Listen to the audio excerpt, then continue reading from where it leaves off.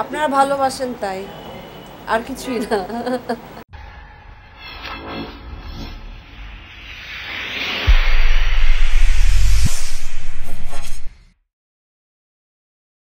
দেখুন, সবার কাজ সবাই, কেউ কারো কারো এক একজনের এক একটা জিনিসের প্রতি মানে সফট সফট কর্নার থাকবে। আমার কেউ হয়তো মানুষের জন্য করতে ভালোবাসে, কেউ হয়তো বয়োজ্যেষ্ঠদের জন্য, বৃদ্ধাদের জন্য করতে ভালোবাসে, সেটা আমিও ভালোবাসি, সেটা নিয়ে বলবার কিছু নেই।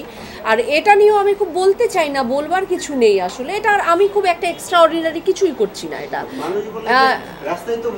না, let me finish what is যে এটা কিন্তু খুব এক্সট্রা অর্ডিনারি কিছু নেই, এটাই হবার কথা। যে কোনো প্রাণী, মানে আমরা মানুষ তো আরেকটা প্রাণীর প্রতি সহানুভূতিশীল হবই, এটা খুব স্বাভাবিক বিষয় ভাইয়া। এটাকে আপনারাও খুব, আমিও খুব গ্লোরিফাই করতে চাই না, আপনারাও করবেন না। এবং আমার মনে হয় শুধুমাত্র আমি না, এখনকার জেনারেশনের সবাই অনেক অ্যাওয়ার, সবাই অনেক বেশি সংবেদনশীল এই বিষয়টি নিয়ে। এবং এই জিনিসগুলো কমে আসছে, আমরা যতটা বেশি ভোকাল হচ্ছি তত বেশি কমে আসছে। এবং আমি যে ফেসবুকে ছবি দেই বা কিছু করি, হ্যাঁ আমি জানি হয়তো অনেকে রিলিজিয়াস জায়গার থেকে অনেক কিছু এমবার্গো থাকে বলে অনেকে মনে করে, সেই জায়গা থেকে অনেকে কথা বলে বা অন্য কিছু। দেখুন, মানুষের বলার তারা বলবেই, মানে সবচেয়ে বড় কথা, ভালোই তো বাসছি, ঘেন্না তো করছি না, যুদ্ধ তো করছি না, ভালোবাসছি। ভালোবাসাটাই সবচেয়ে বড় ব্যাপার। না না, তাদেরকে কিচ্ছু বলবার নেই, তারা নিজেরাই শুধরে যাবে, তারা ঠিক হয়ে যাবে।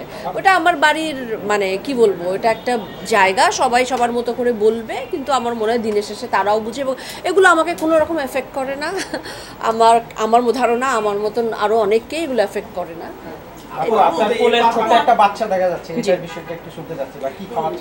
ও আচ্ছা, না তাকে তো আমি এখানে এসে খুঁজে পেলাম, এবং তার এখন আসলে ঘুমোবারই বয়স, সে বোধহয় একটু আগে খাওয়া দাওয়া করেছে এবং গরম টরম মিলে তার একটু ঘুম ঘুম লাগছে। তাকে এমিল ভাইরা কিছুদিন আগে রেস্কিউ করে, হ্যাঁ একজন ছোট ভাই আমাদের, ওনারা রেস্কিউ করে ওনার কাছে নিয়ে এসছে, তো বেড়াতে এসছে আজকে। তো এটার তো মানে 5 মাস ধরে আপনারা বোধহয় না এমুল ভাই? হ্যাঁ, আমরা প্রায় 5 মাস ধরে পরীক্ষামূলকভাবে শুরু হয়ে গেছে। ডাক্তাররা পরীক্ষামূলকভাবে করছে না, ডাক্তাররা অনেকদিন ধরে প্র্যাকটিস করেছেন। হ্যাঁ হ্যাঁ। আপু জয় আপু, আপনি তো এই বাংলা কাঁপিয়ে গেছেন, ওই আর বাংলা অবস্থা কাঁপাচ্ছেন। আপনার রিসেন্ট একটা ছবি আমরা যেটা দেখেছি, 10ম অবতার, এটার কাজের ব্যাপারে একটু বলবেন। সুদীপের সাথে প্রায় 5 বছর পরে কাজ, বাঘাবাঘার যে অভিনেতার সাথে কাজ করেছেন, এই সব কিছু মিলে যদি একটু বলতে লাগবেন। দেখুন, আর কিছু বলতে পারি না পারি, শুটিংয়ের সময় যেটা অসুবিধা হয় আমার, যে আমি যেখানে শুটিং করি সেখানে একটা ডগ ডিপার্টমেন্ট রাখতে হয়। কারণ আমি যখনই ক্যামেরা ধরে আমার দিকে, তখন সবসময় যে কোনো চারপেয়ে যারা আছে আমাদের বাচ্চারা, তারা সবসময় ফ্রেমের ভিতর ঢুকে যায়। তো অন্যান্য সময় একটা শুটিংয়ে মজার ঘটনা আমি আপনাদের সাথে শেয়ার করছি। সবসময় একটা ডগ ডিপার্টমেন্ট থাকে, 2জন লোক থাকে, বা প্রোডাকশনে একজন ডেডিকেটেড লোক থাকে, বিস্কুট বা খাবার দাবার অন্য কিছু নিয়ে তাদেরকে, সব যত কুকুর আশেপাশে চারপেয়েরা আছে তাদের সবাইকে নিয়ে অন্যদিকে আটকে রাখা হয়, যেন আমার ফ্রেমের ভিতর না ঢুকে যায়। কারণ আমি যেদিক দিয়ে যাই ওদিকে তারা ওই হ্যামিলনে বাসিওয়ালার মতো তারা সব চলে যায়। এটা একটা মজার অভিজ্ঞতা বললাম, তো এটা এই শুটিংয়েও হয়েছে এবার, সবসময় তাই হয়।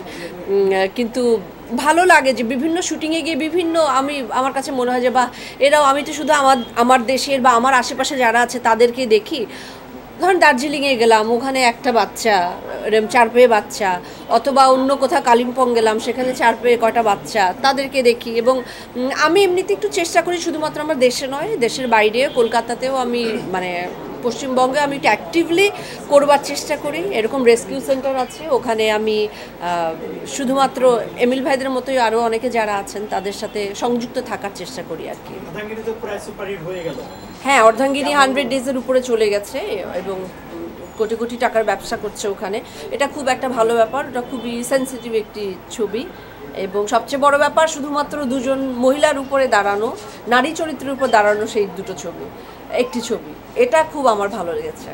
একটা বিষয় বলতে চাচ্ছিলাম, সেটা হচ্ছে এপার বাংলা আর ওপার বাংলা মধ্যে আপনি কাজ করছেন, কিন্তু কোন দেশে কিরকম কাজ করছেন, মানে জনপ্রিয়তাটা কিরকম পাচ্ছেন, মানে ওই দেশে কিরকম আপনি রেসপন্স পাচ্ছেন? আমি কখনোই জনপ্রিয়তার পিছনে ছুটে নিয়ে, ভালো কাজ যদি হয় তখন জনপ্রিয়তা এবং অর্থ দুটো এমনি চলে আসে, ব্যাস এটুকুই। এবার ভাই আপনি কিছু আপনি বলেন এবার আমাদের আমি হ্যাঁ আপনার জনপ্রিয়তা ওই দেশে কিরকম মানে আমি জানি না তো এটা আপনারা বলতে পারবেন। আমি কি জনপ্রিয় কতটুকু আমি কি করে বলবো, কেমন কথা বলেন। আপনি স্বাচ্ছন্দ্য বোধ করেন অনেক আপডেট দিলেন আপু। অবশ্যই বাংলাদেশ নিজের দেশ ভাই, এটা তো যে আপনার যে প্রযোজনা প্রতিষ্ঠান এটা থেকে যে রোদ নামে একটা সিনেমা আসা হ্যাঁ হ্যাঁ হ্যাঁ হ্যাঁ এটা একটা আপডেট আমরা এটার আপগ্রেড, এটা আসলে ডিরেক্টর বলতে পারবে। ডিরেক্টর একটু বেশি সময় নিচ্ছেন, এটা উনি করবেন, কিন্তু ওনার একটু ভাবনা চিন্তা করতে সময় লাগছে। এটা ডিরেক্টর ভালো বলতে পারবেন আসলে। আপু, আমাদের দেশে তো অনেকদিন সিনেমা বাজার বন্ধ হয়ে গেছে, তো আপনার সিনেমাও বৃদ্ধি পেয়েছিল গত বছর, প্রায় বলতে গেলে একটা হাওয়া লেগে গেছে পালের। হ্যাঁ, পালের একটা হাওয়া লেগে গেছে প্রায় অনেক বছর পর। কেমন লাগছে এই অনুভূতিটা, যেহেতু আপনি এই দেশেরই বলতে গেলে অভিনয় শিল্পী?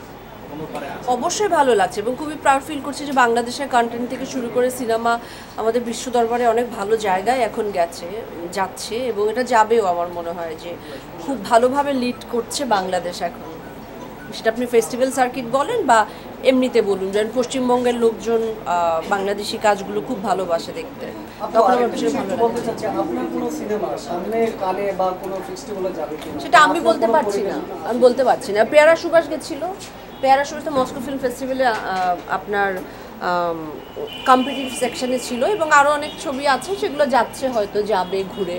সেটা আসলে প্রডিউসার পার্ট বলতে পারবে, আমরাও খবর পাই আপনাদের মতো করে। সামাজিক যোগাযোগ মাধ্যমে মানে কোন ধরনের ছবি দিলে সেটা শিরোনাম হয়ে যায়, আপনি আসলে এটাকে কিভাবে দেখেন?